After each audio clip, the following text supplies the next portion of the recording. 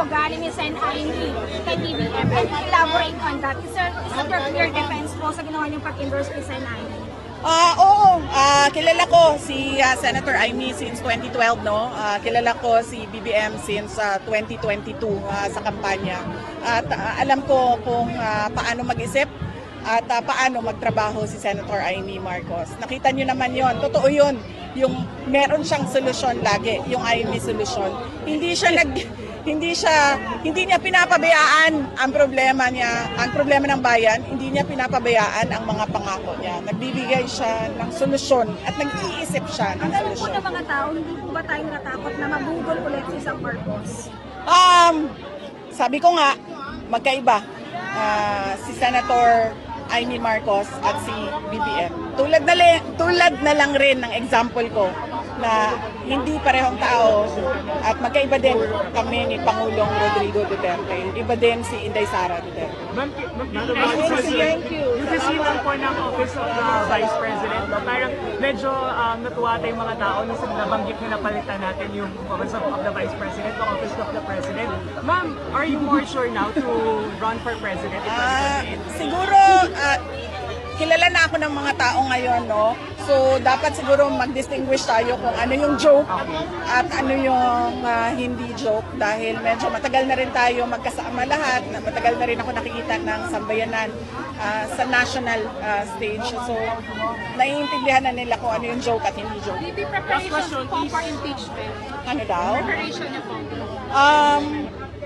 We recently had a meeting with the legal team and we were discussing each article of impeachment and discussing the defenses and preparing witnesses according to the evidence and according to the complaint that was presented. Can you ever heal the rift with President Marcos? Do you think you can ever heal the split with President? Can you ever heal the split, the division between you and President Marcos?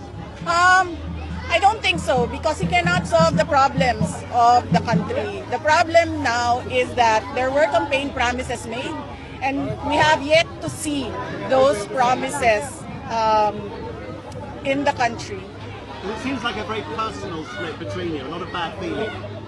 No, I already explained why I resigned from the Department of Education and it was about the Department of Education budget and I was in that rally in Davao City in January 2023 where I opposed the amendments to the Constitution through the People's Initiative, the PI. So these are legitimate issues with the administration and the government right now. Are you angry with him, with President Marcos? Personally, no. But I am angry because he presented himself as president. He presented himself to run as a candidate for president, and he was voted by the people because of what he said on stage. And he cannot deliver on his promises when he was on stage on 2022. Ma'am, reaction niyo lang po sa sinasabi ni Yusek Claire na hindi naman daw po hindi kabila. Ano daw? Hindi daw po kabila ang krimen, sabi ni Yusek Claire.